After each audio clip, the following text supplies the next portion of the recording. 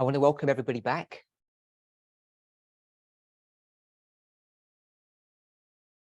The second of our third presentation this weekend.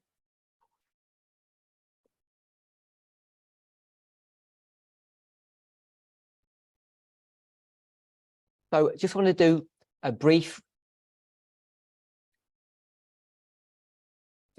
review of what we discussed yesterday.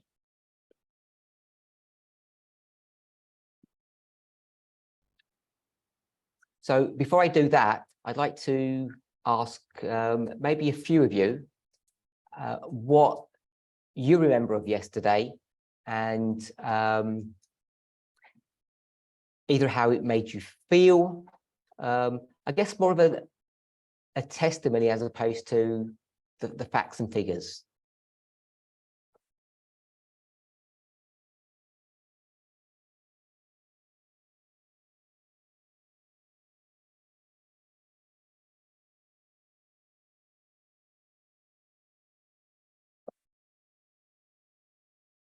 Who had the Christine? Yeah.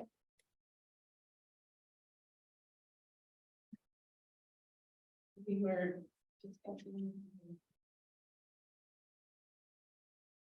Roberts, I'm sorry. I can tell you how I didn't feel. I started feeling like I was thinking, is it me? Is it me that's sitting here and I don't belong here? I started questioning myself.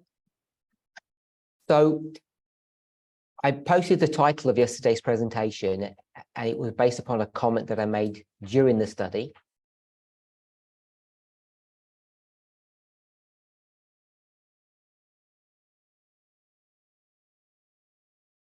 And it's, I think, along the lines, the enemy within the gate.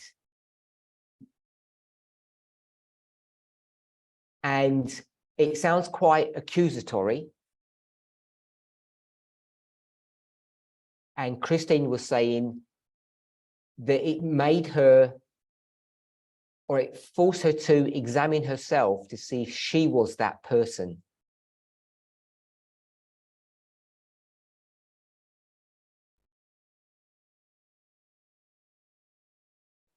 Sorry, did you want to say anything else, Christine? No? Okay. Anyone else?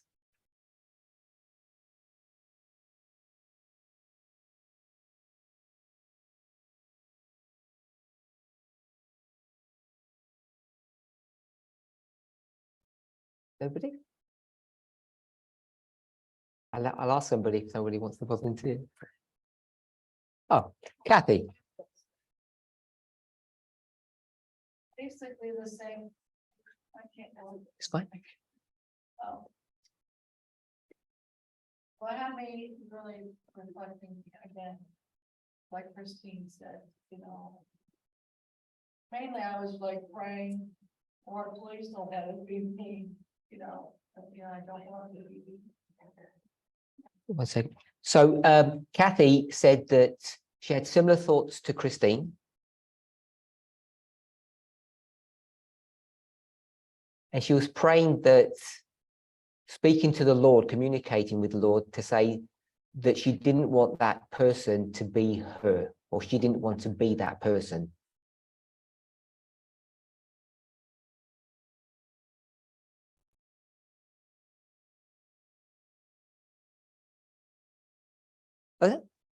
Victoria.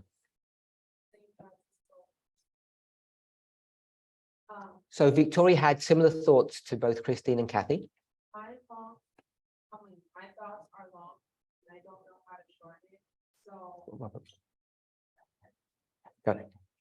my thoughts are long, and I don't know how to convince it. I wrote how it made me feel because I was meditating a lot upon it, but I don't know how to convince it. So Victoria says that she had similar thoughts, but she doesn't quite know how to put those thoughts, those feelings, succinctly in words.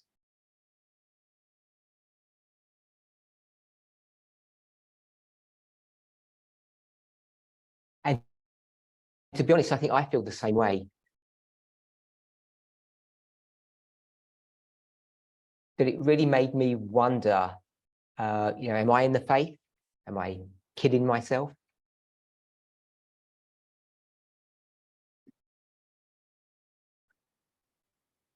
And someone messaged me, and in their message, they focused on the point about Noah's children, Noah's sons.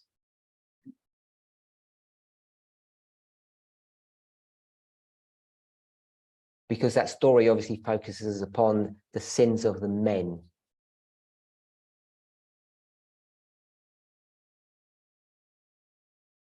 And we spoke about that idea yesterday, about, at a very simple level, that sinners enter into the new world.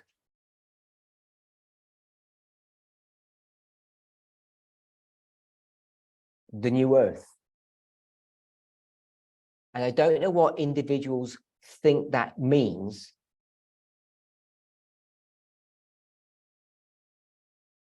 If they think that open sinners are going to be able to enter into heaven or not.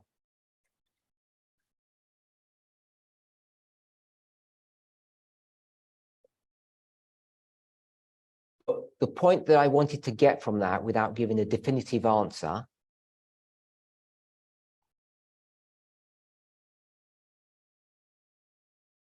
was that those men didn't suddenly turn bad after the flood.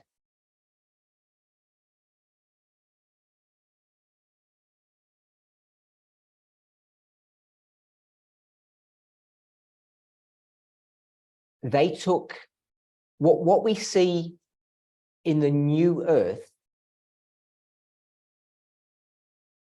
is a manifestation of the baggage that they were carrying with them in the old earth.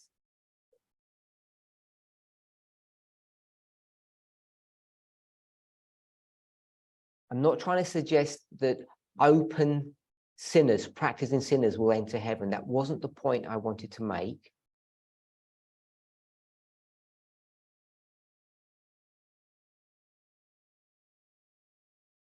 So many of you who have watched older presentations or who have spoken to me over the years and know me well,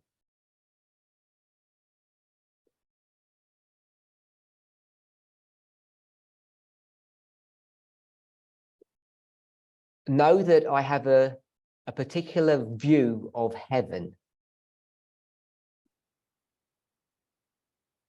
and of the old earth. So I don't think they're that much different. That if we're not happy here, if we can't get on together, we won't be happy in heaven.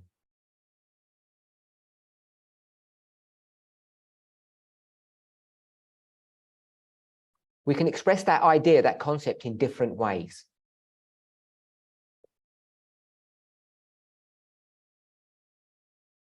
And maybe a more palatable way to express it is that we're all on a journey. And some people are further along in their walk, in their relationship with God than others.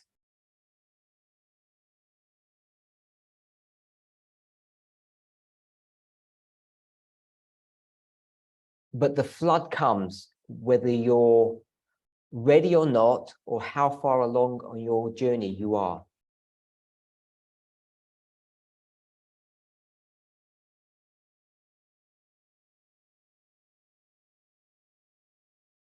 And it's important for us to understand that we don't reach perfection in the way many Christians conceptualize what perfection looks like.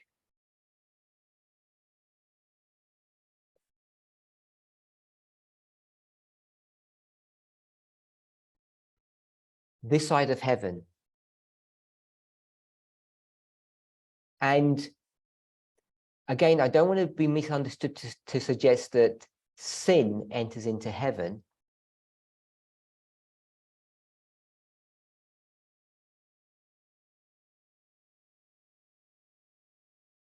But the damage that we carry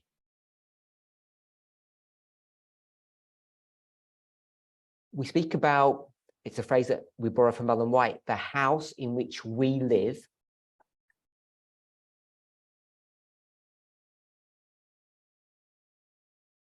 when I say we carry this damage, in that phrase, I mean the we, I don't mean the house.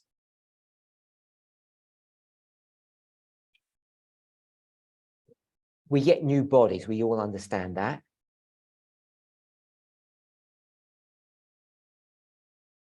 But the damage that sin has done to us, the inner person, is a phrase that we often use.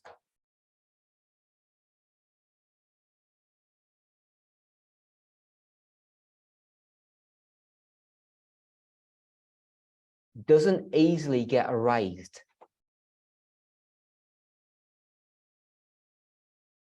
God does not have the ability, the power, the strength to fix that problem.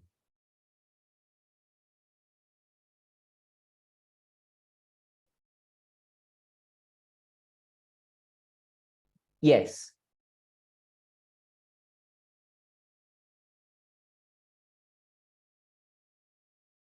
God does not have the ability to fix that in the lifetime of human being, 70 years.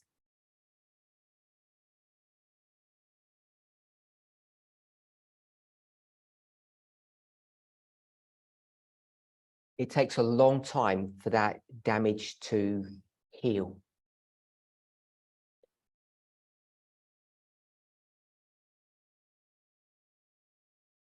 And I'm sure we're all aware of it because we're mature within this movement in its concept and ideas.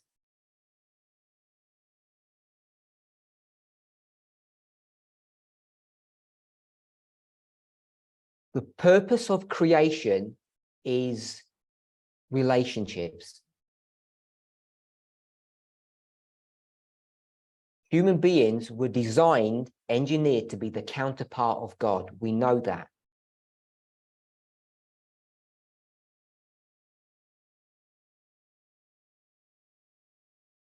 So when I spoke about God not having the ability or the power to repair us, to fix us,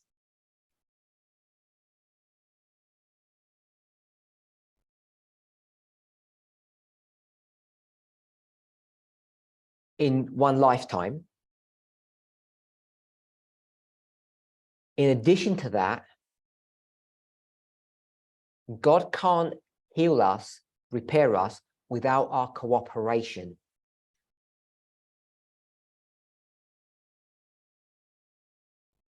I use the word cooperation, but it's not a very good word to use.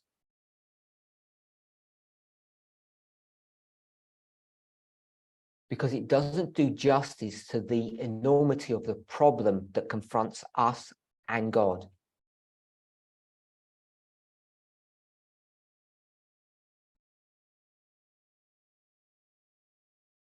We all have a pretty good working definition of what sin is.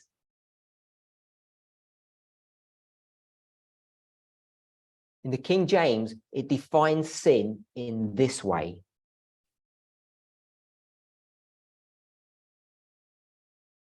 To the person who knows to do good and doesn't do it,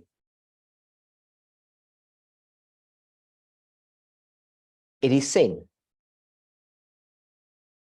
So the idea there is that sin has to be based on an understanding of something, of information.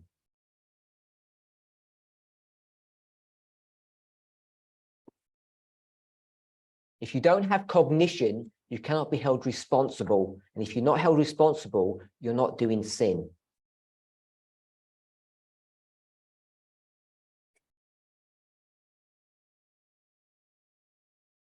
Now, that simple statement sounds easy because it's a Bible verse that we could all go to and quote.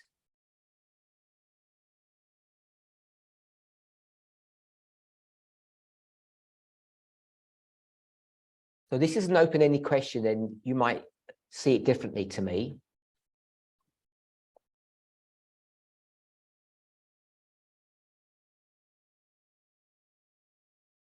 We're going to define sin in that way there's a big problem. What do you think that big problem would be?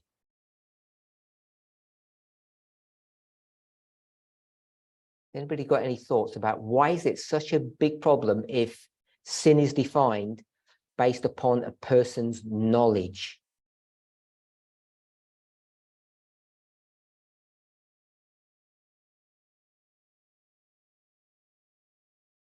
Christine.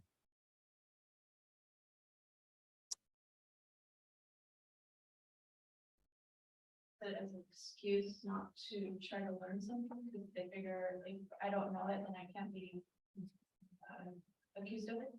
So Christine says there's this concept of being willingly ignorant.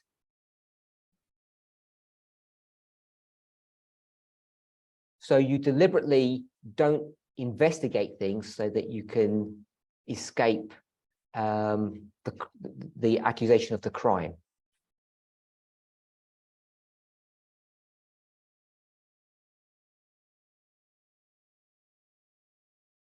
Lena? Okay, so Lena said the same thing. There's this concept of being willingly ignorant, deliberately covering your eyes and your ears so that you can escape investigation.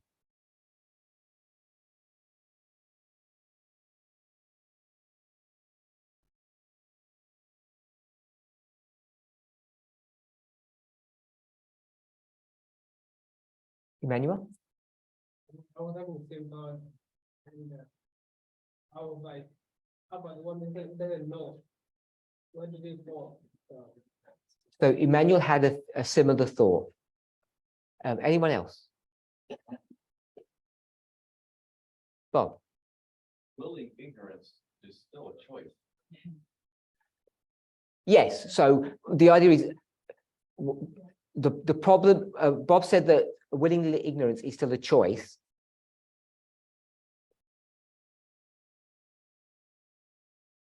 So we all know that you can't escape using that issue.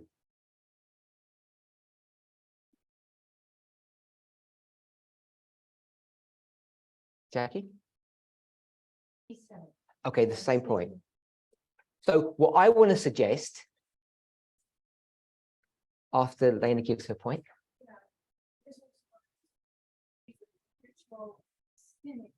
In society,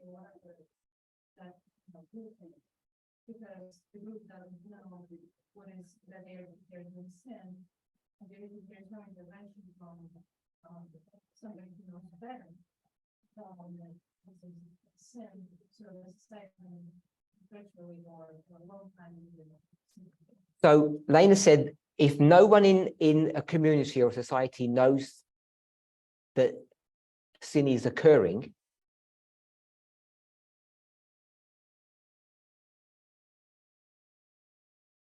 the sin perpetuates and it doesn't get sorted out.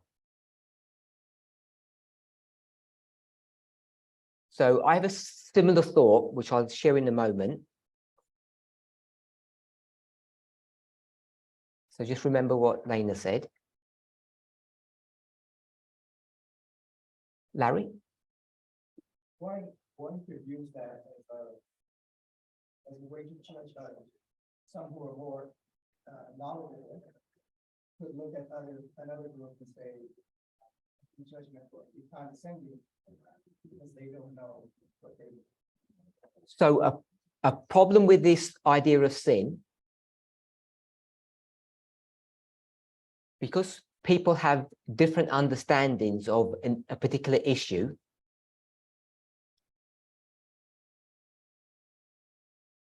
we view the problem differently.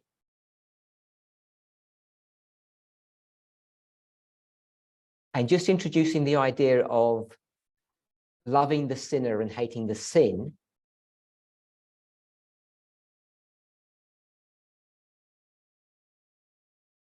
and I've hardly ever met anybody that doesn't fall foul of that issue, that doesn't fall into that trap. They end up hating the sinner as much as the sin.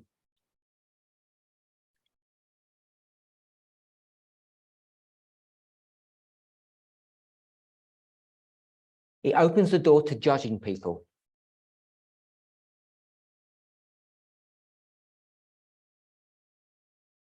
So, to me, what seems a real problem with this idea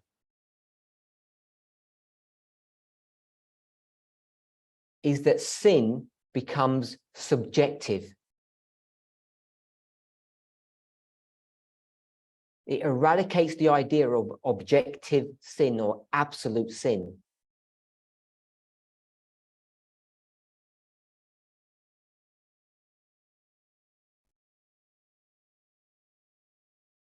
It does away with the idea of sin being something that's absolute or objective.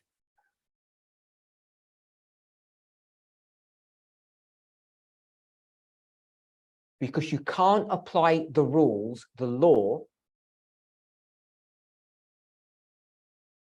equally. It has to be applied individually. And they're the points, particularly that Lena and Larry brought forth.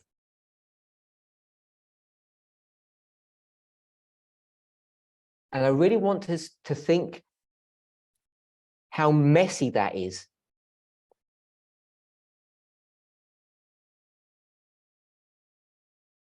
And in the book of Hebrews, Paul addresses this issue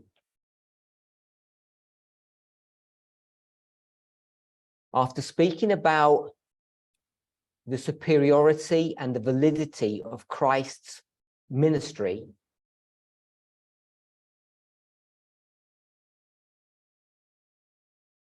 Paul speaks about a new covenant. And does anybody know the argument that he makes when he says, the conclusion of the matter is we have such a high priest and there's going to be a new covenant. And then he says something that's really interesting, I think.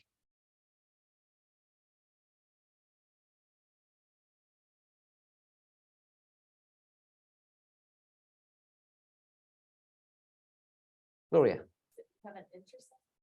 So Gloria says we have an intercessor, which is true, but he says something else.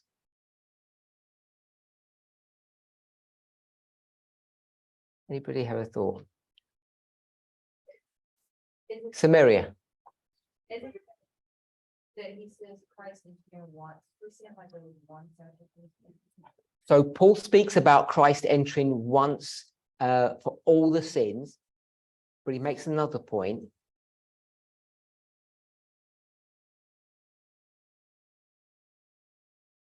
This idea about individualism. So Paul says, and when I give you the paraphrase, you'll tell me the verse. So Paul says that in the new covenant, everybody who's in a new covenant relationship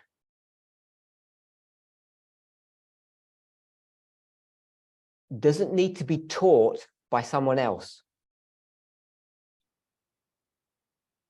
because they can learn about God themselves. And I've always wondered about that.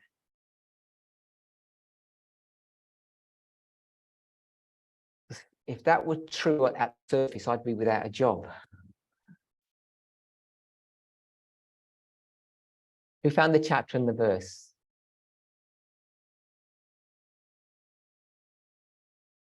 Okay, they're still looking. Hebrews 8. We've got chapter 8, verse 10. So let's just double check if that's correct. 8:8 is where it talks about the new covenant. So we're just double checking.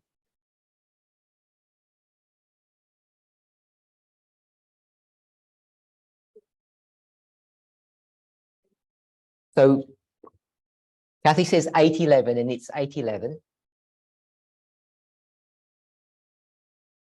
So it says that they shall not teach every person their neighbor. Say, know the Lord. Because everybody shall know me. For me, when I read this passage, he speaks about teaching, which is really about instructing. And the same people who teach, because who are the teachers in Israel? The priesthood. And who are the judges? The priesthood. So this idea of teaching, instructing cannot be separated from judgment.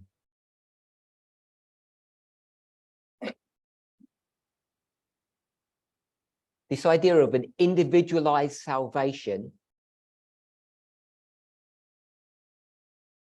tailor-fitted for every single one of us,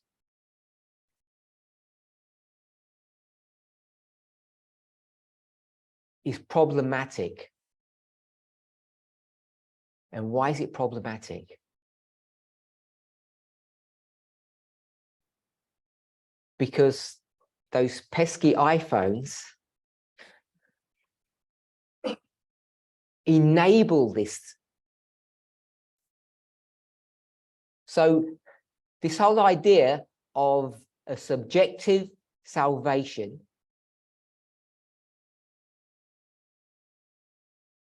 for Noah and the children,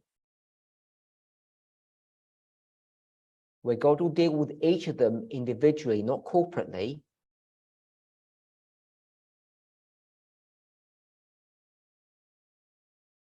which agrees with Hebrews 8:11, is against everything that we spoke about yesterday and over the last few presentations.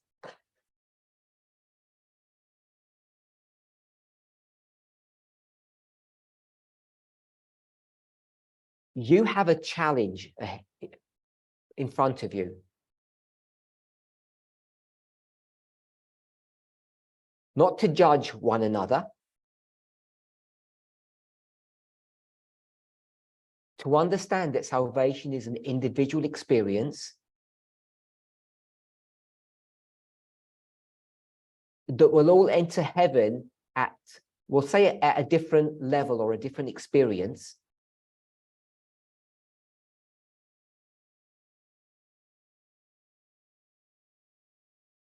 And yet we all have to do it together because we can't do it on our own.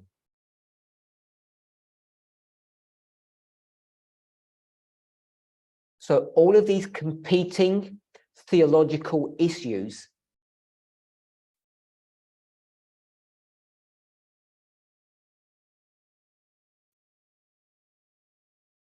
are all a living reality for us here in this room.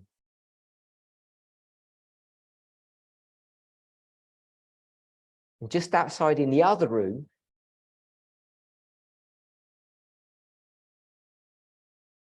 where they're also eating,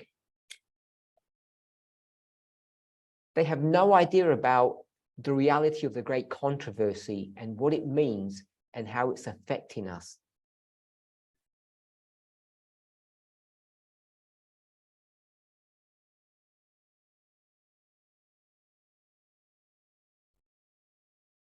Does anybody want to say something or comment?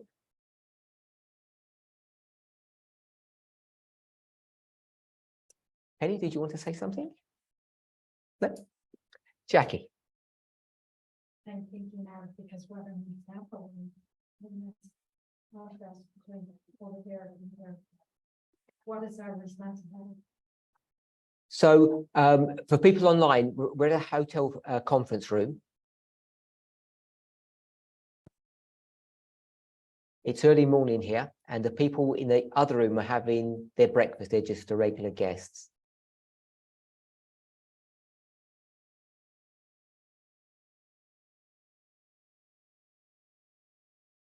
And Jackie spoke about the contrast and the responsibility that we have.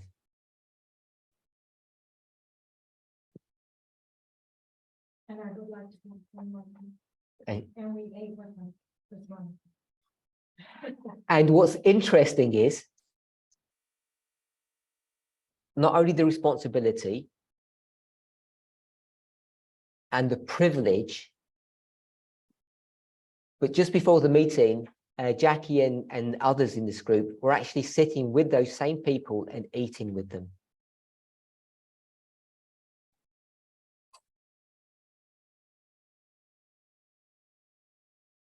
And they had no idea of who we are or what we're about.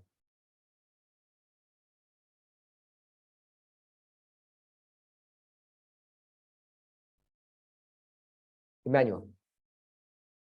So, but iPhone is there. With the profession.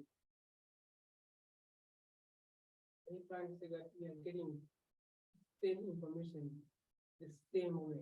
Like, there's no one having more understanding of the information. We all receive it in our phone. You do too, so we're like, and try to figure out on our own, and interpret in our own way. So Emmanuel was asking about the iPhone because I keep on going on about that.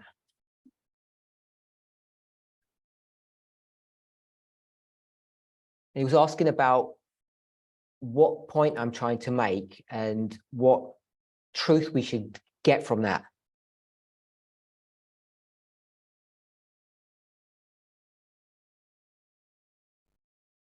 Of course, it's not about the phone itself. We all know that it's not the hardware, even the software.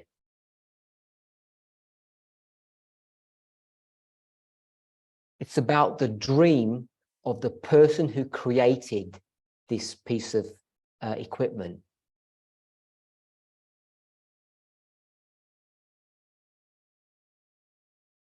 Because they were seeking for the truth. We might say seeking for God. And the system, the corporate structure, let that person down. It failed them.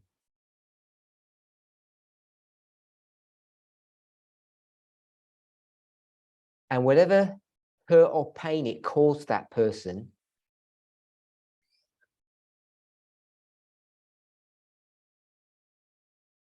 they thought they could make a difference to others in a similar situation, to people in the world.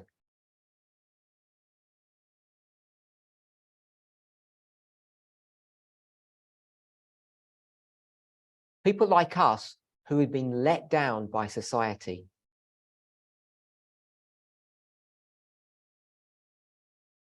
By the church, by the state,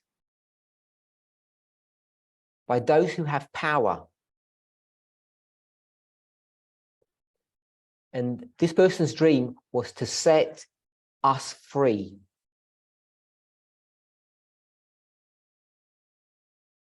So even though I speak about it in a negative way, I want us to understand that the purpose of that was positive.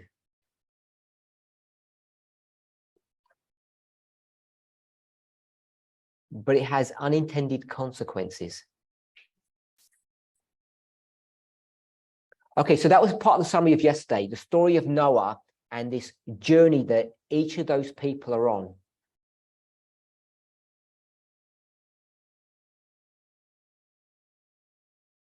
And when we get to heaven, many of us are going there in a broken and damaged state.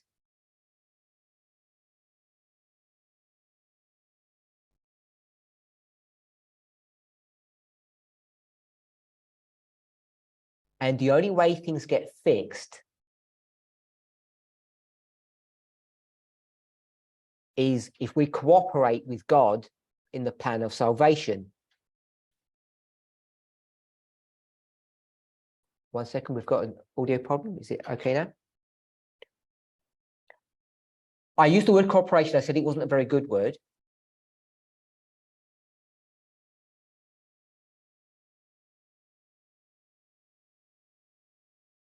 We spoke about the definition of sin.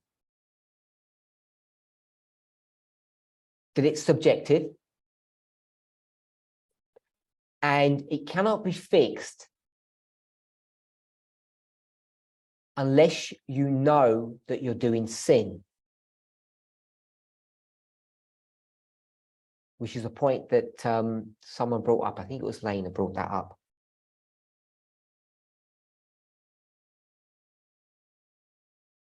Years ago, there were several studies that were done on the subject of understanding and wisdom.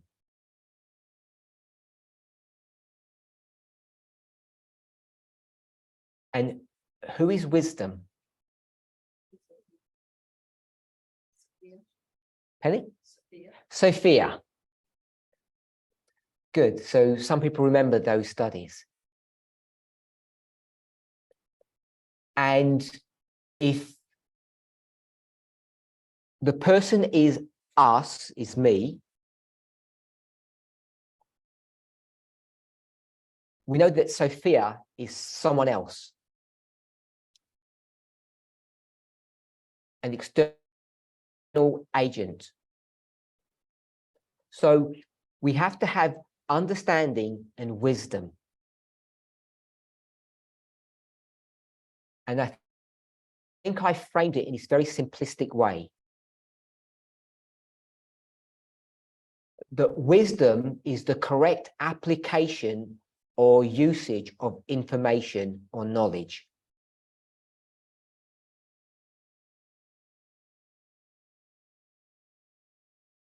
So it's not enough just to know what sin is, then you need to have wisdom in how to behave properly.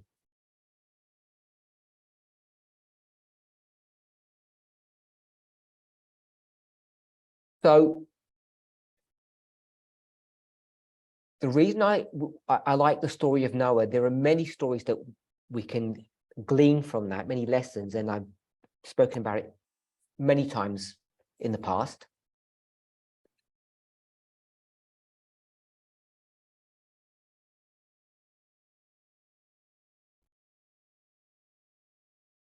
Last time, when we spoke about Noah,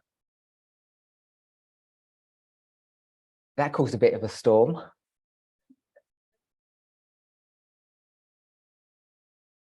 Because I spoke about how horrible God was.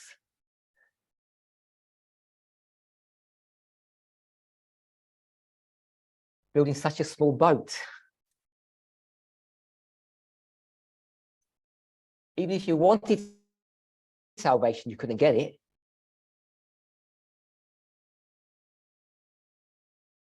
There's just not enough space for everybody. What I found interesting about that conversation was how ready and how quickly, I'm going to say everybody, but that's sort of generic.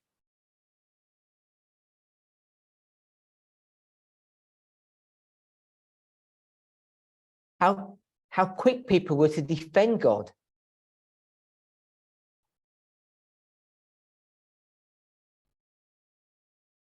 God knew no one wanted to go on the ark, so God just made it the right size.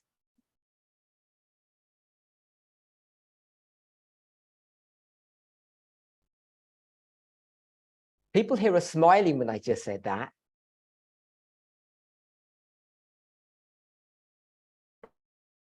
But I think people actually believe it. They believe God made a small boat because God had foresight that no one wanted to get on anyway, so why waste the wood?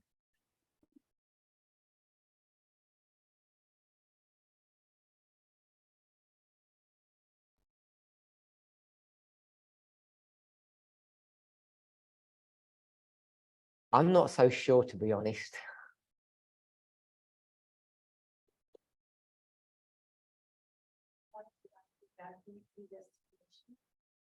So, sorry, I didn't catch your name. Eva. Eva said, is that predestination? So I'm going to say the simple answer, yes, I believe it is.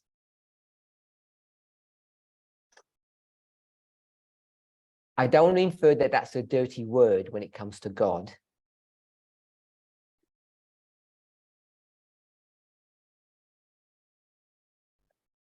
But if you're not careful, it can get pretty ugly.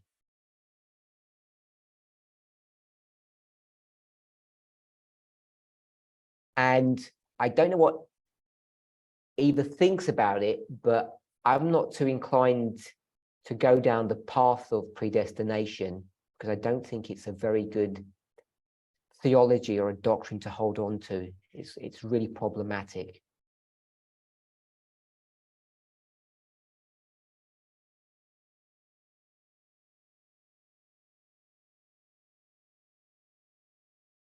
For me, I'd rather serve a God that was ignorant rather than one that used predestination to work things out.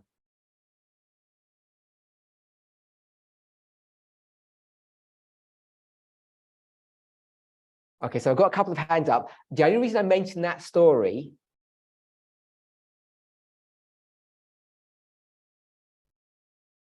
is because today's story about Noah is completely different and I think much more positive.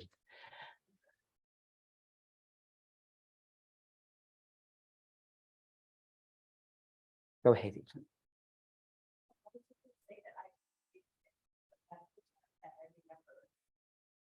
Hearing in the past, in the Adventist church, that was not. Okay, so Eva, I guess he's like me. She doesn't like the concept or the theology of predestination. Is that right?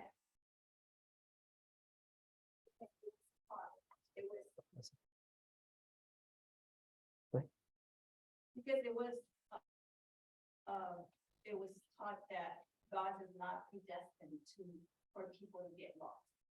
Yeah, because God doesn't predestine people to be lost or saved. It was predestination. Kristen, did you have your hand up? And how does God know the end from the beginning? So the question then becomes, how does God know the end from the beginning?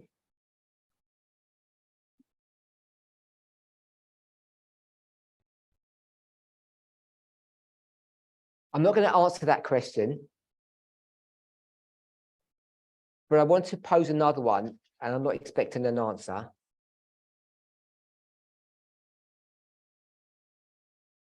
How does Satan know the end from the beginning?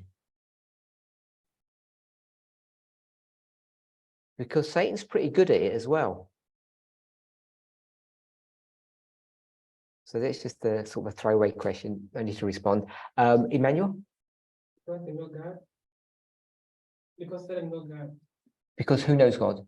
Satan knows God. Oh, so Emmanuel said because Satan knows God. That's how.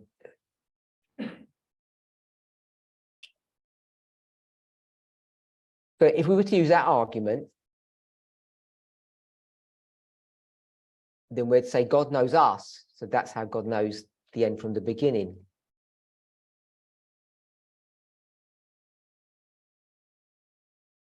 And I think that's a stronger argument than it sounds the way I've just expressed it. It's a much more powerful one argument.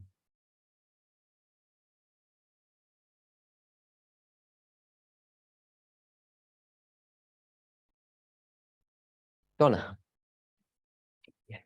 I was just commenting about Eva's predestination, and I just wanted to say that it was predestination or free will.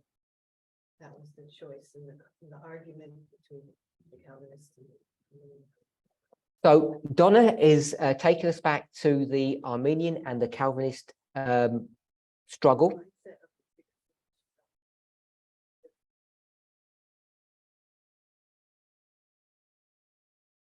And there's this theological tension. It's throughout choice.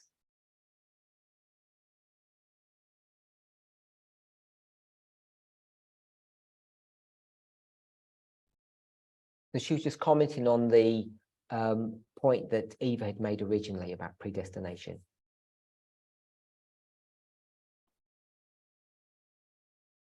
And why Adventists don't agree with predestination. Yeah. Samaria? About how to Satan program. I remember elders mentioning how he does it, or they don't. how they have to like study as we do. It was in the context of, I think, the death of the kings of the north, how that's not actually the case, but how we thought they used to be, and Satan did as well. So they don't really know the end. They're not full. So Samaria is saying that based upon what someone said, we won't mention their name, that Satan doesn't really know the future. Just as Emmanuel said, Satan's just very clever, which is not what God is. God's not clever, God just knows. That's the point you're making, I think, Samaria, is it? That's the difference. Yeah. Because that's what Samaria's recollection of the argument that was used by that person, that teacher.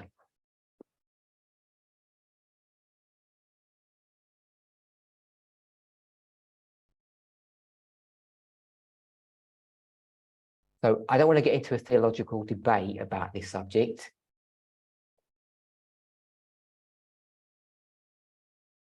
But I do have to say that the agents that God uses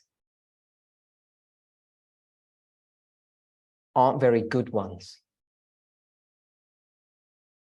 Because if God was so knowledgeable,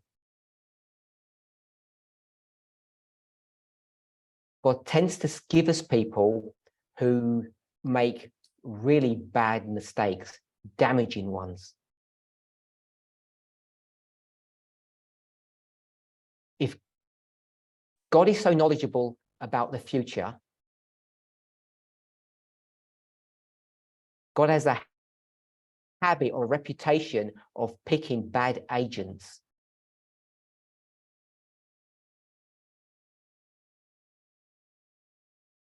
Who are very prone to sending you in the wrong direction. We spoke about churches number 5 and 7 yesterday. You can blame the membership all you want, but who are the real criminals? Who are the ones that misdirected those churches?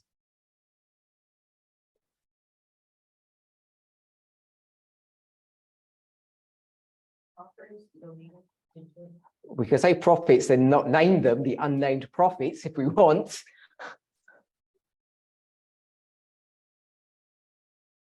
But if you want to be real, we can put some names to them.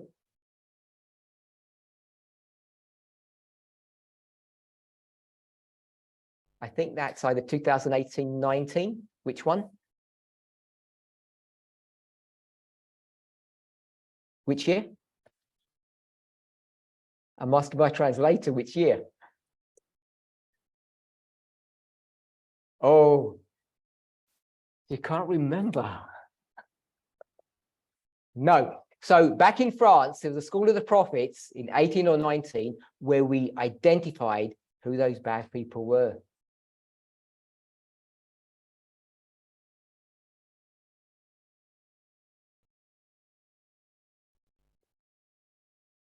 The angel of Sardis is Miller. And it's his prejudices, his bad theology that sends Sardis into a zombie, turns it into a zombie church.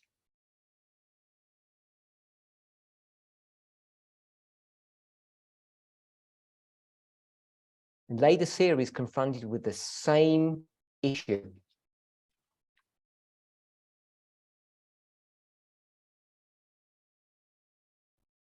What's the Bible verse? Without time, the people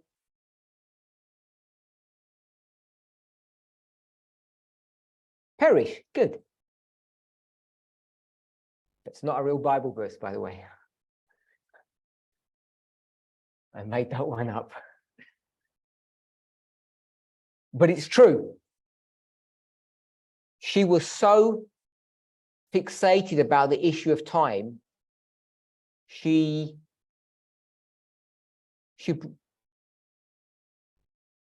message, her theology took the church into Laodicea.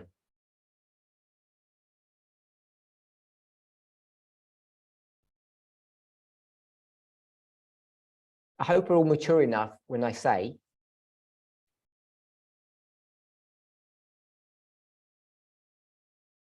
God is so omnipotent, had such power.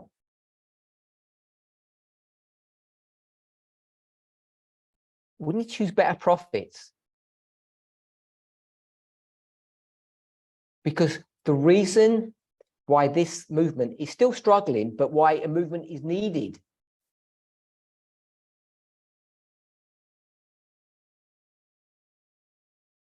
it's not just to combat Moses.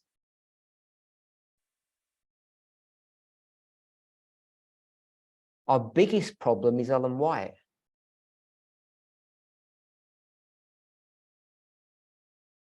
Our struggle with end-time prophecy is all about analyzing, viewing, and dismantling what she has said.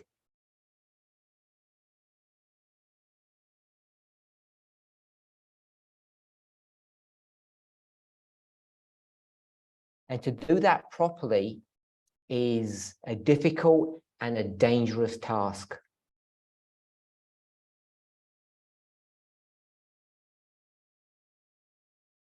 Okay, a couple of more questions because I've made us digress and I apologize. Phil. No. Oh, no. Oh, sorry, I thought you had your hand up. Anyone else? Manuel. Why do people perish without a time? Why do people perish when there's no time? So the question is, why do people perish when there's no time?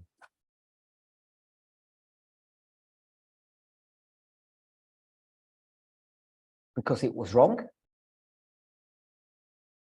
We've demonstrated and proven that time continued to be the key to unlock end-time prophecy. We've demonstrated that as a movement.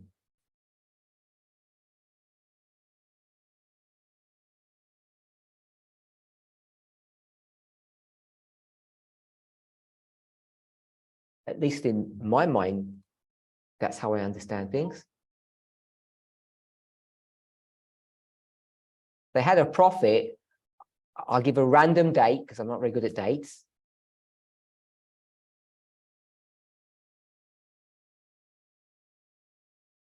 From 1848 onwards,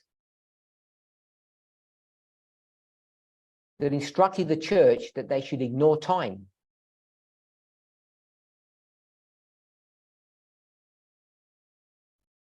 And what should she have really been doing? Obviously focusing on time, but what have they forgotten? What they rejected?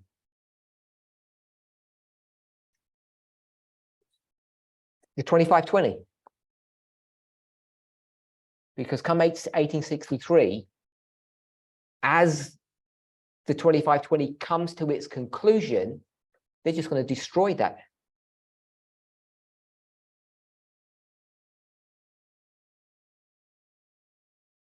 That's why I say without time, the people perished. This movement is created upon time, as we know.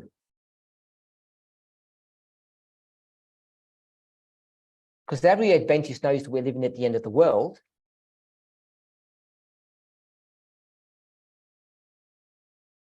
But that's a stretchy term because nobody actually knows what that means.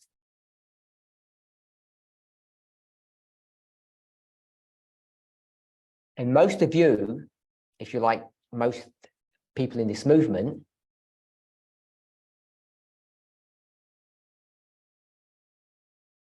are asking the question, what is the Sunday law? Because you're looking for another marker.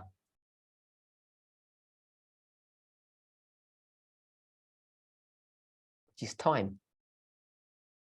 Without time, we perish. So that's all I wanted to say about that point. Okay, so we've done, I think, a fair summary, at least partially, of what we discussed yesterday.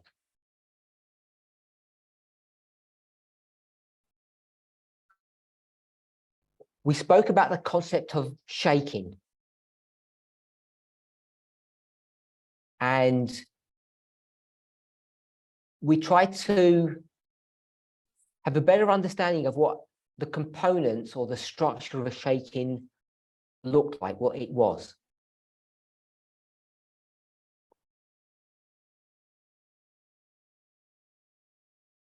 And you'll remember all these shakings here.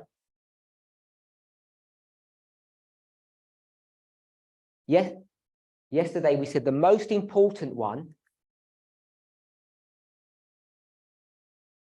was this one, 2021 France.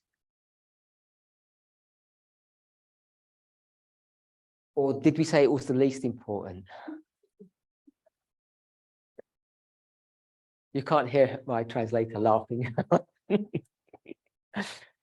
So, we spoke about the concept of shaking. And the place I wanted to bring us to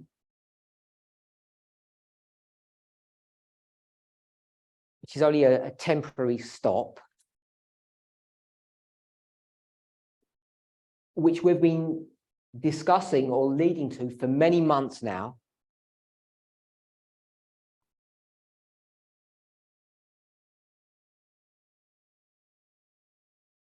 is to consider the question, are we in a shaking at the moment?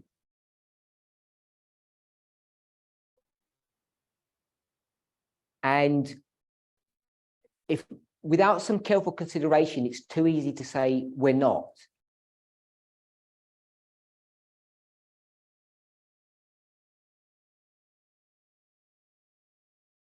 Because it doesn't appear to have, the situation that we're in doesn't appear to have the same dynamic or characteristics as all of these.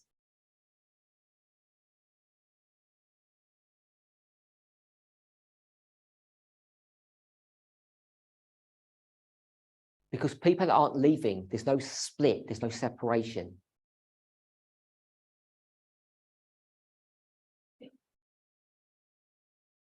So I'm going to suggest we came to a conclusion or an agreement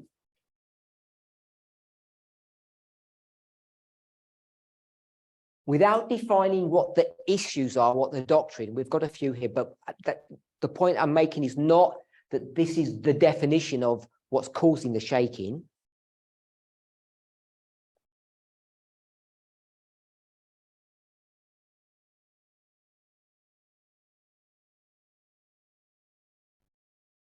I think we agreed that we're in a shaking.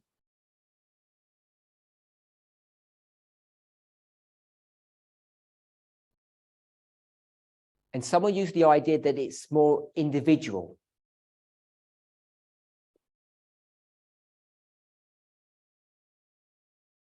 And I introduced the idea of people being here in body, but not in spirit.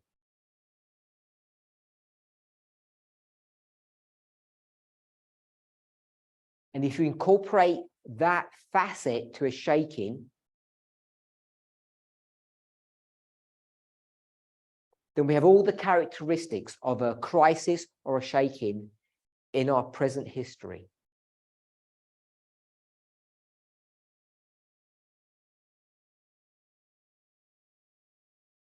That people are separating one from another,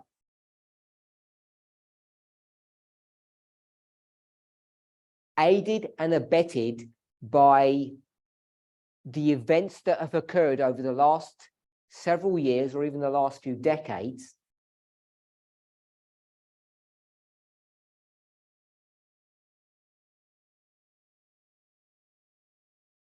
We mentioned two. We mentioned the new gurus.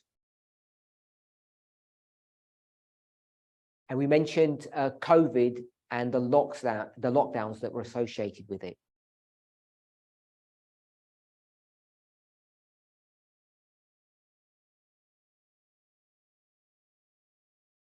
So if we're in a shaking, and individuals aren't leaving, but they're not with us in spirit, in mind,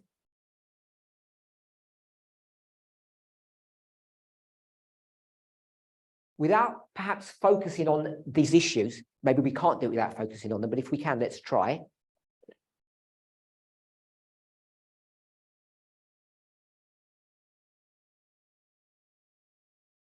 Why are they, or you,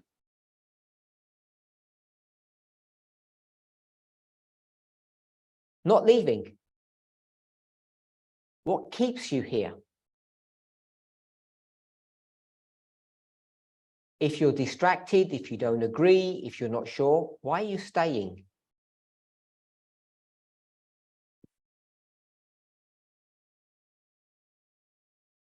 Or your neighbor, if that's who you're thinking about.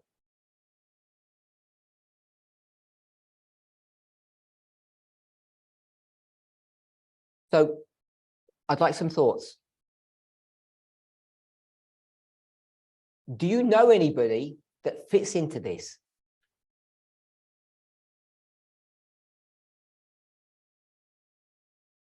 A friend? A child? A sibling?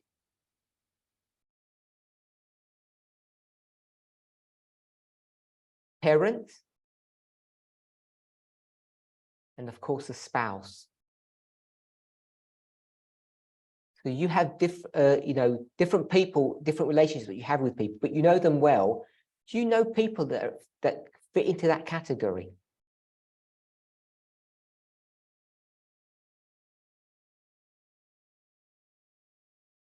And if you do, why do you think they're just not saying, I'm going, you carry on, I'll do something else? Why are they sort of staying, but they're not really participating, they're not really joining us or joining you?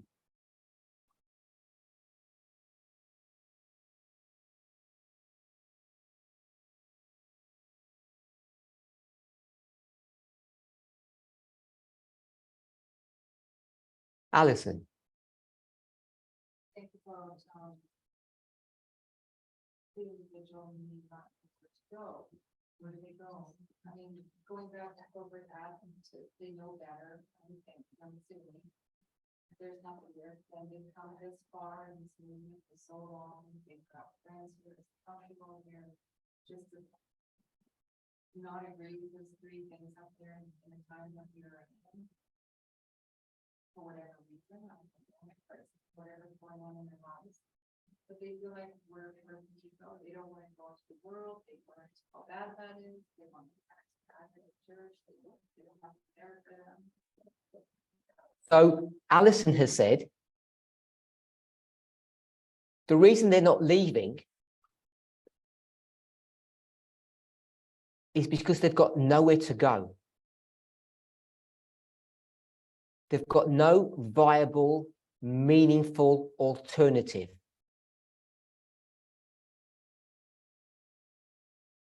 And that's a difference today compared to all of these other ones.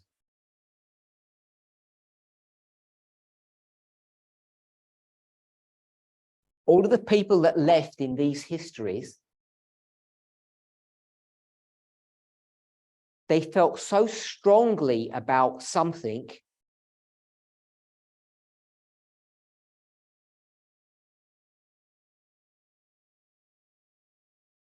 they had an idea that was strong enough to carry them out of the movement.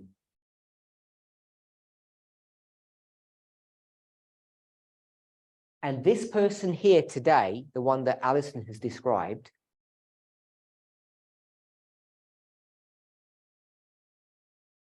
doesn't have that. They don't have an alternative ideology or theology.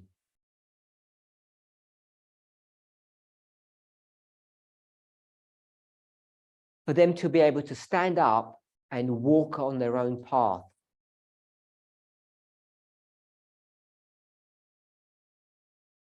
So they're stuck here. Alyssa. Fear of death. So Alyssa says they're afraid or they have a fear of death.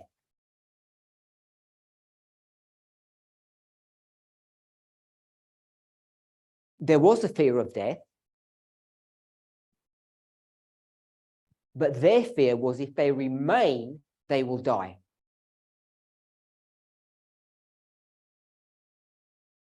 So the accusation of death or being a murderer was leveled at us.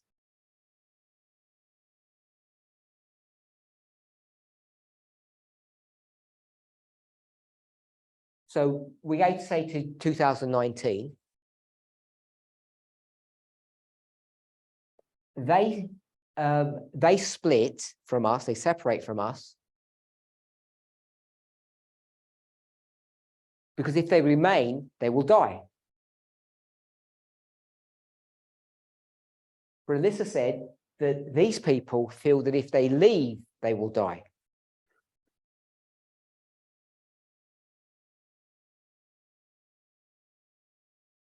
If I understood you correctly. So if that's true, if you leave, you die.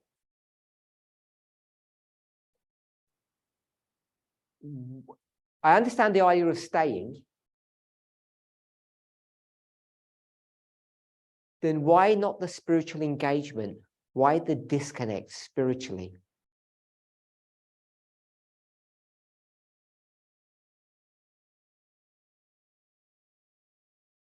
What's your argument to say they're staying in body because they're afraid of death, but if they stay here, not in spirit, it's a death sentence anyway. They know that.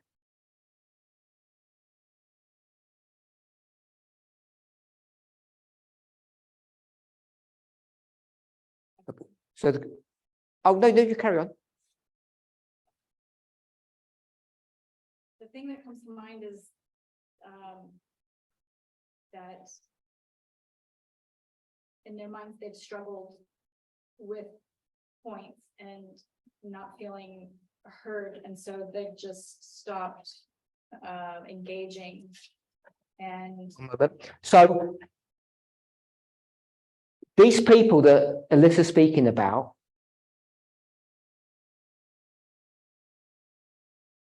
don't actually agree with what we believe,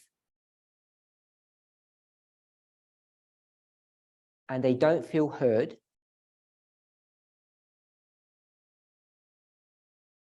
Is that what you've just said? yeah, but now I'm seeing it differently. I'll give you a moment to get your thoughts together. Aaron. I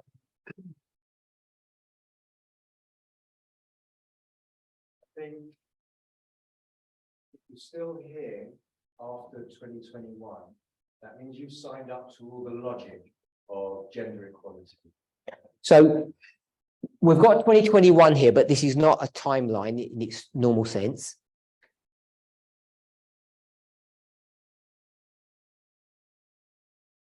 So Aaron said, if you've got past 2021, so he's turned that into a waymark.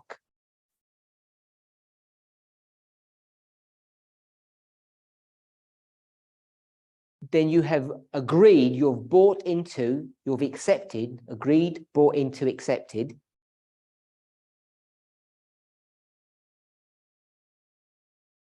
The logic of this movement, the premise upon which it's constructed. And as the years go by, if you realize it's not very exciting or you don't like it because you're sexist, homophobic, then you're going to have to physically leave because you're going to have to say, I'm sexist, so I'm leaving. And that's shameful. If you compare it to race, a lot of people that are racist, they go, I'm not racist, but I don't, I don't want to whatever, mix with some other race. So they know it's shameful. So Aaron has given a couple of examples. Race and gender, I think, the ones that you spoke of. So gender's not an example, it's the real thing. So compare it to race. So he spoke about, I'm just going to say gender and race. And he said they don't leave because of peer pressure or social pressure.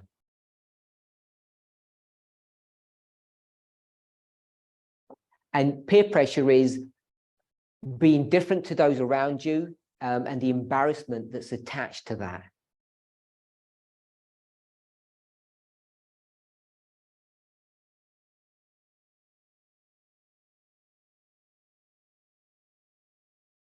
So you can agree with all of the logic that brings you to 2021.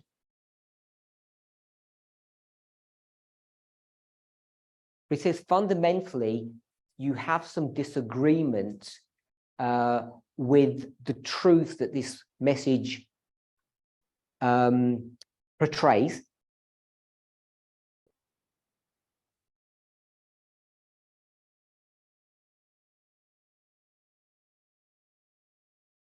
That you're sexist or you're racist. But you're embarrassed to make that known because it's not culturally acceptable.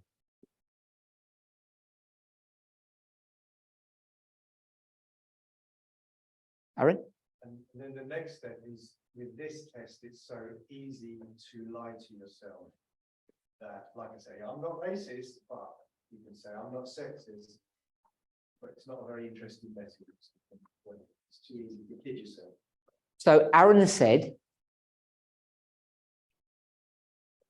which is a phrase that I, and I'm sure that all of you, hear very often.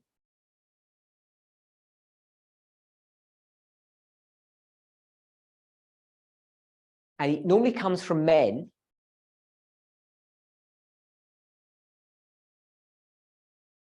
Normally comes from husbands.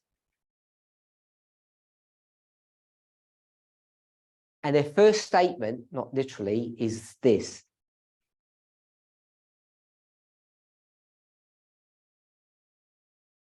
I'm not sexist.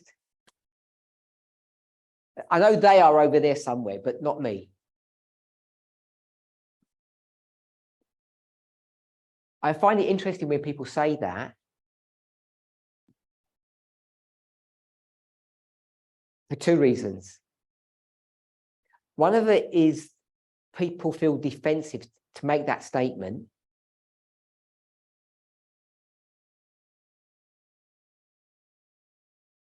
And the second thing, women, I never hear women say that. I'm not sexist.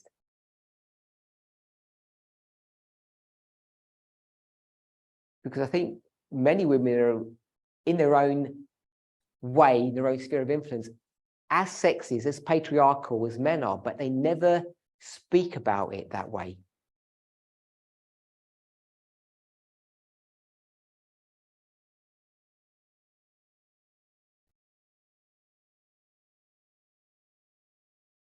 Okay. I hope I portrayed those thoughts accurately. By the way, what was 2021? Radical feminism.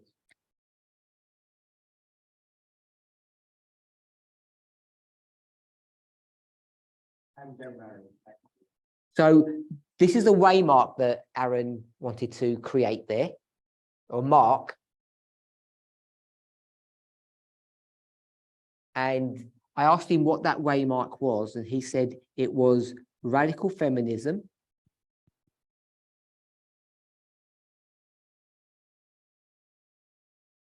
and gay marriage. I call it same-sex marriage.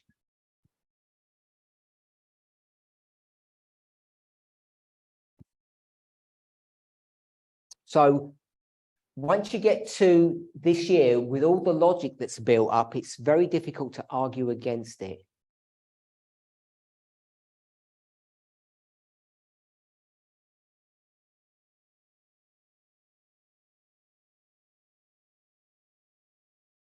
people have got nowhere to go.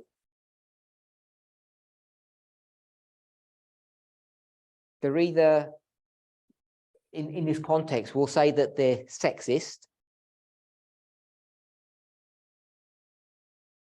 but they don't want to verbalize it because of embarrassment or shame. Any other thoughts? Why don't you just go? Bob? I think there's a very dangerous and subtle situation where people they think by power of association to the movement, and yet they can hold on to and appease themselves with having this individual mentality that they're able to have their own connection with God that way, but they're still part of the movement, and it's a kind of self-deception. Okay, so Bob says there's a self-deception going on.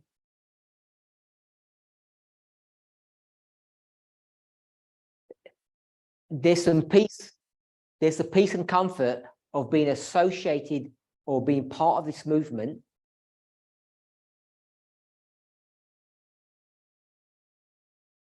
Lily has brought up this idea of being dependent upon somebody.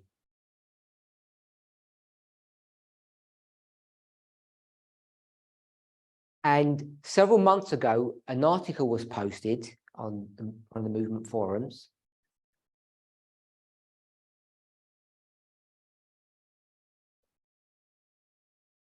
speaking about middle-aged women who had been lied and cheated to.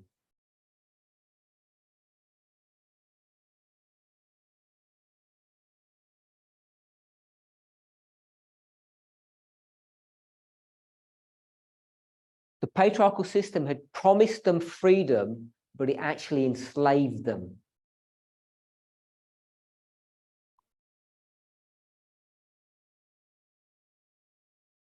And that had happened decades ago in their lives.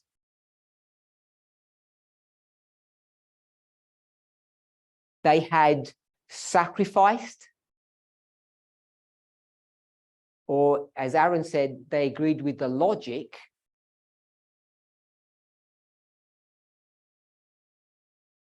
they come to a point in their experience, in their marriage, and they want out a divorce, but they can't because they're tied and they're locked into their marriages because of financial dependency.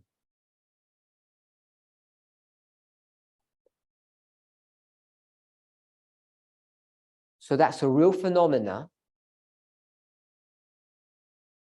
And in that example, Lily has helped us to see both literally and symbolically or spiritually why people remain.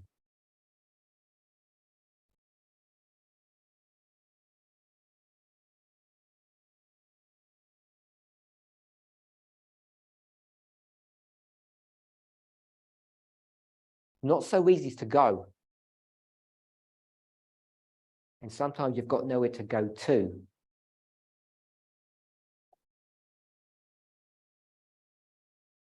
Okay. So, I am trying to think about this, why the person is still here and they don't leave.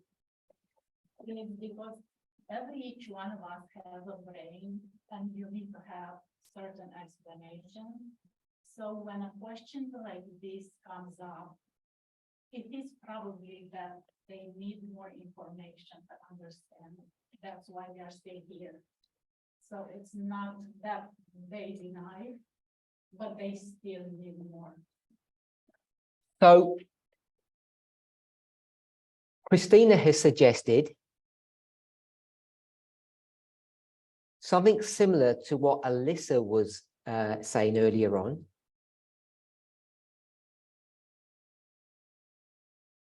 It's not that people have rejected the truth or information, it's just they don't understand.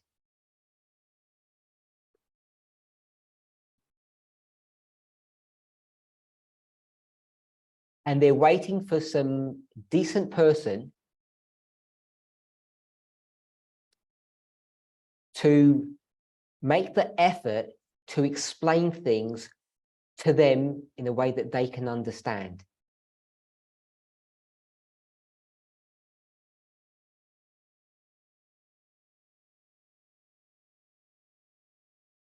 So they understand all the logic that brings us to this place.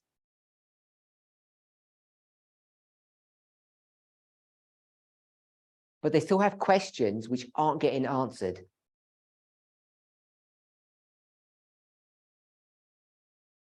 So I know people still wanted to make a response to some of the points we've already done, but I just want to move on a little bit.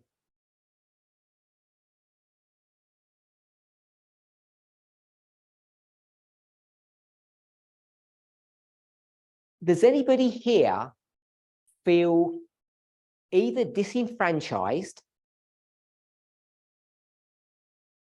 Disenfranchised means that then they don't feel part of the group. They're not part of the structure.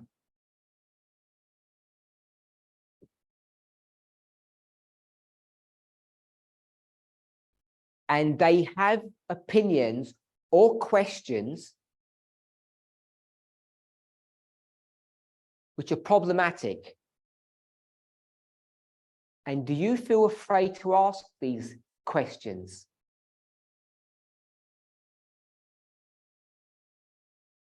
Because we'll all turn around and say, how dare you ask things like that? You're so sexist.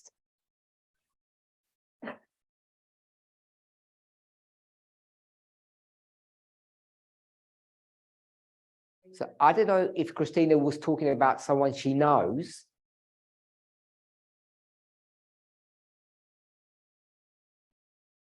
But the point she brings up, I come across all the time. And it's often from men who say, I've got this question, but I can't ask it.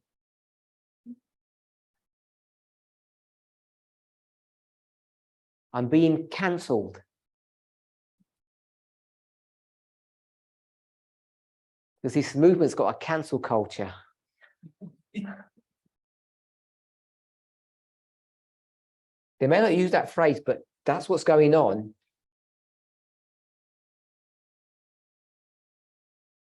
So put your hands up if you feel like that. I've got this really awkward question, and if I asked it, people would look down upon me. So I then ask. So I just have to bide my time.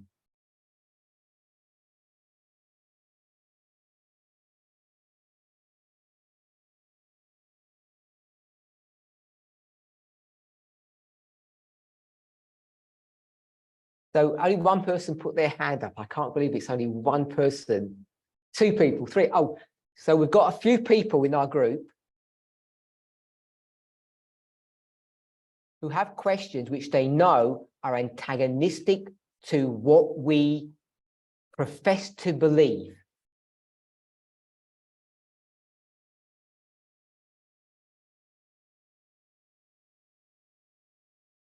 But they rather would not ask the question.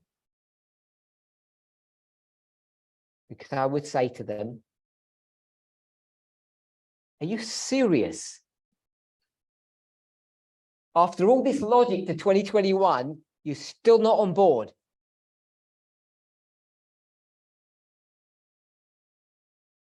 Or worse, we'll get out the bludgeon, which is like a big hammer. On May 2nd, 2022,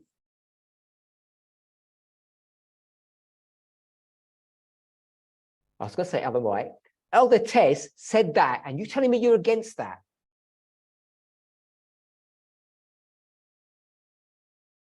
Because once you do that, what can you say? You're cancelled. So I think it's a really legitimate point. And I'm really sad for a number of things. One, that so few of you were brave enough to put your hands up.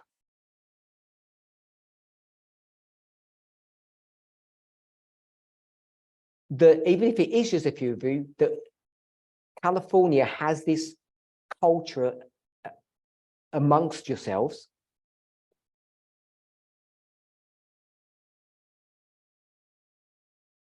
You're not uniquely bad because it's everywhere, by the way.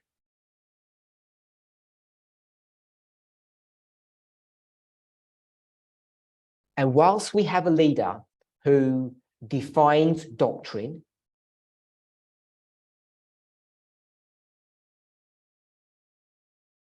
that we use that person's words to silence people.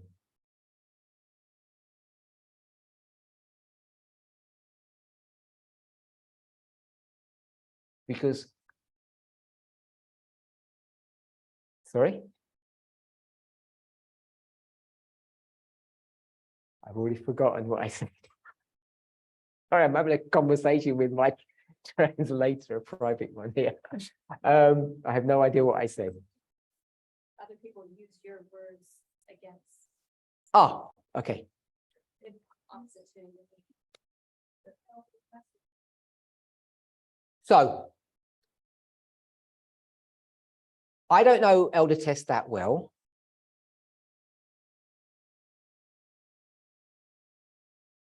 Maybe better than most people, of course. But I know myself pretty well. And I do know that when you stand up before God's people, what you see is a one-dimensional figure. You might say two-dimensional. And in another context, in another conversation, I could say something quite different.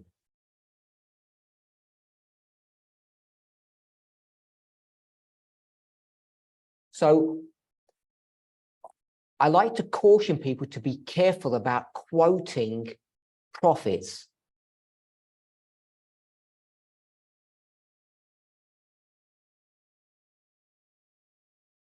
If you're willing to call Elder Tess a prophet, and I am,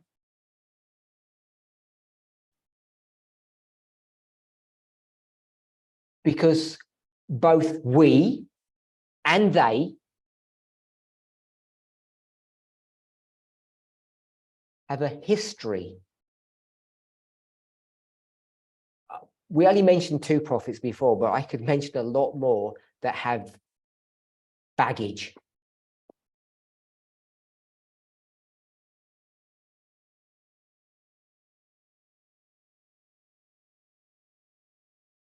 That are easily misunderstood. The words are taken out of context. And it becomes difficult if you put them on a pedestal and use them as the definitive marker for what's right and what's wrong.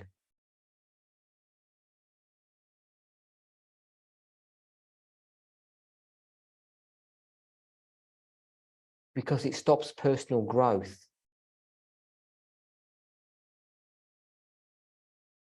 And I've touched on it very lightly, especially through this year.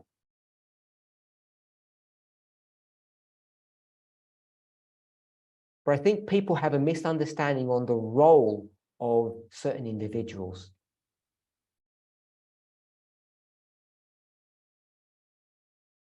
And how they operate, how they manage their public persona, their public message.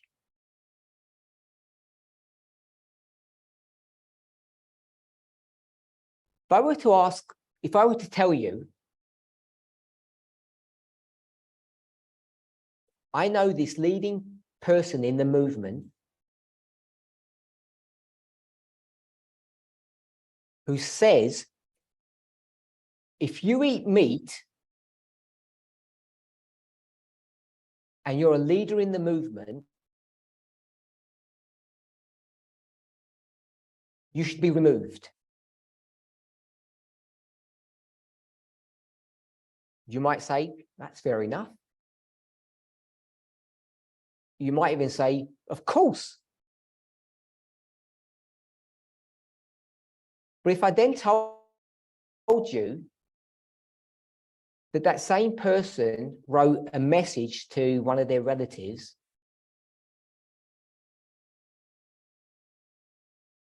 and said, when you come and visit next week, don't forget to bring the salmon, because it's my favorite thing. Now, I don't know how you would view that situation. If you would see it as hypocrisy, apostasy, what? Because if you challenge the person, say, you hypocrite. You turn him into a vegan and look what you do.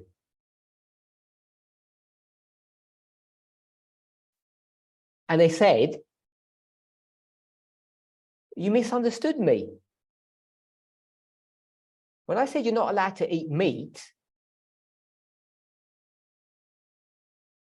I thought everybody knew what meat was.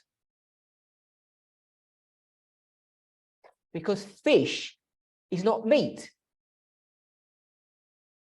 Meat, everybody knows, is a land animal. So there's no fowl.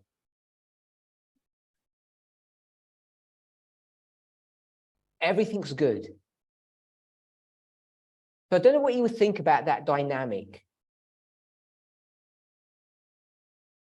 The circumstantial, is there something circumstantial going on?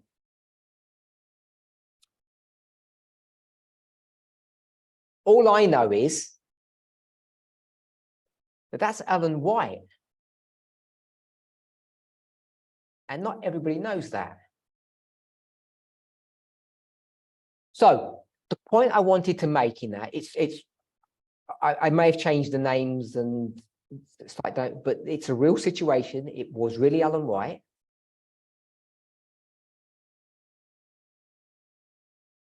And I don't know if that changes your view of salmon or not. I think it was actually mackerel in real life, but I changed the name. Not to blame, because I don't want to accuse mackerels of anything wrong.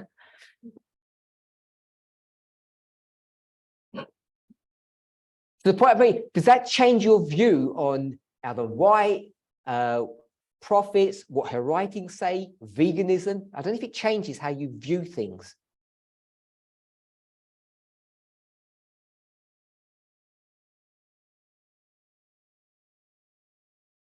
Prophets are necessary. Just because God said that they are. But I think we really need to be careful how we handle them.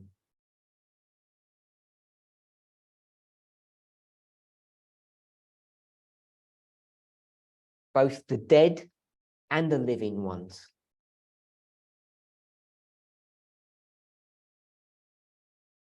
Because if you don't, you end up getting this dynamic, this situation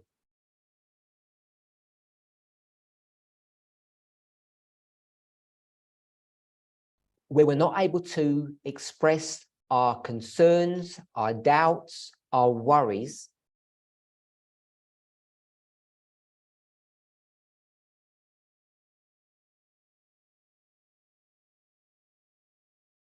We can't ask our questions. Susan, sorry, you had your hand up a long time ago. I lost that thought. I'm sorry. No. Okay. Does anybody have any comment or thought or question? Victoria.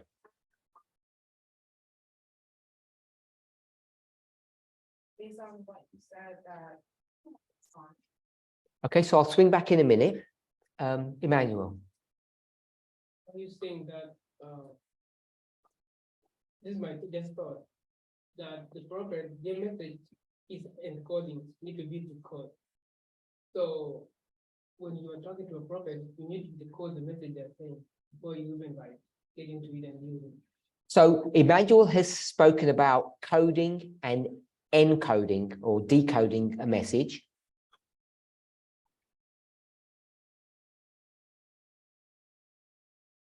And a term that we often use in this movement, because we don't normally talk about coding,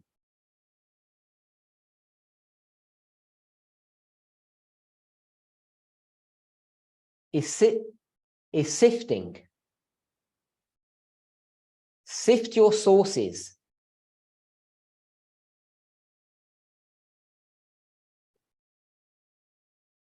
That's what they tell me to do. Sift your sources.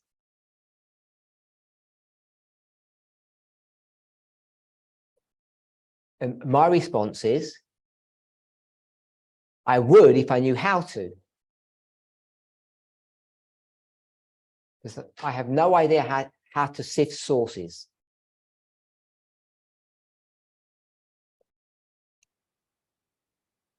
Victoria, did you remember your point?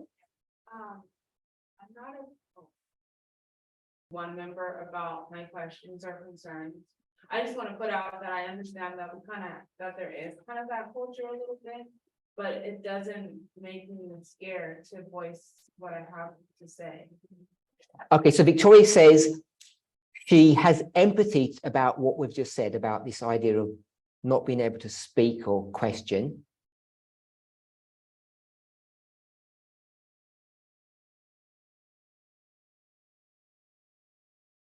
But she's able to express her concerns or questions privately, individually to people that she knows.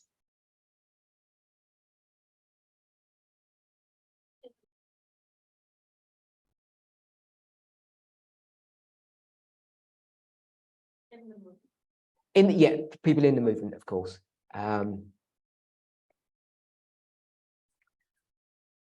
Okay, so I need to stop. Yes, I was thinking the same thing. I thought I was at the 1 hour mark. I'm approaching the 2 hour mark. I'm sorry. Okay, so before we close, put your hands up if you're afraid. No, put your hands up if you're afraid to say the following.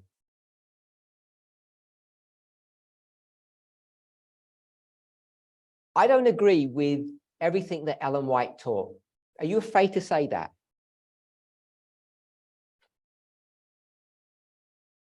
So that most people are comfortable to say, I don't agree with everything Ellen White said.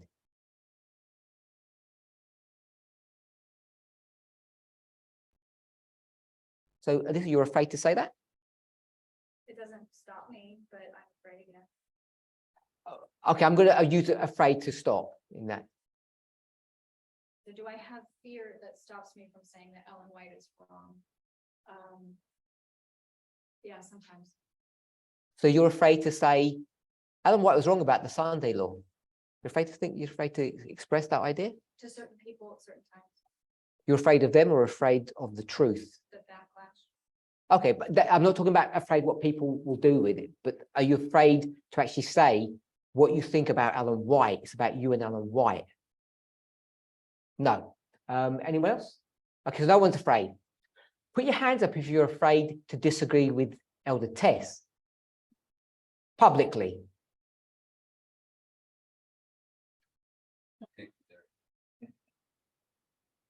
Okay, so you could, if I could show you the camera here, all the hands shot up. So people here are afraid to disagree with Elder Tess, but they're not afraid to disagree with Ellen White.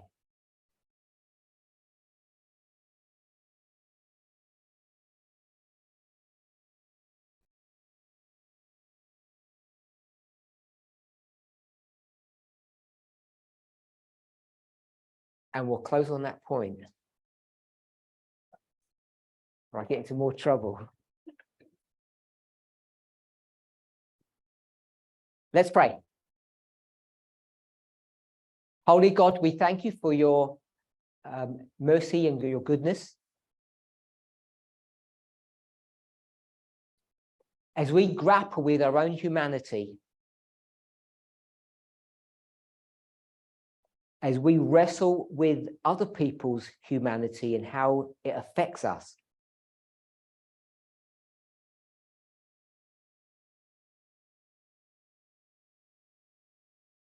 as we consider how fearful we are of what people think,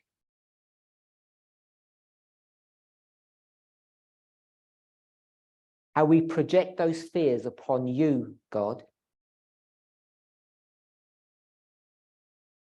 I want to thank you for myself and on behalf of others, that however much I misuse you,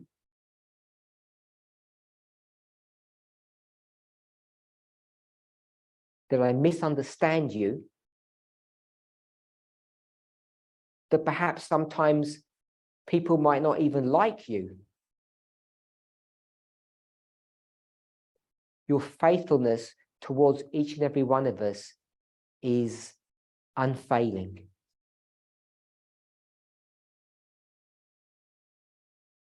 And unlike me, you never cease to do good. In Jesus' name, amen.